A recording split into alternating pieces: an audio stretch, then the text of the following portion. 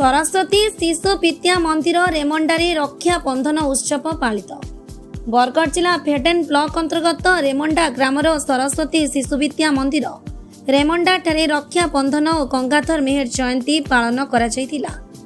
एथिरे मुख्य अतिथि विद्यालय कोषाध्यक्ष श्रीजुक्त गोविंद शतपथी दीप प्रज्वलन करी कार्यक्रम आरंभ करथिले।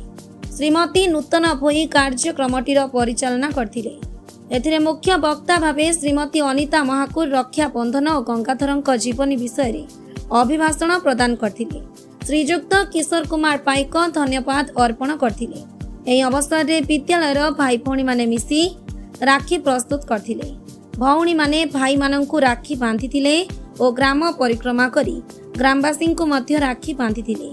गुरुमा माने मध्य विद्यालय गुरुजी मानंकु राखी बांधिथिले। ए कार्यक्रम रे समस्त गुरुजी गुरुमा सहायता करथिले। Bureau report Harshika media.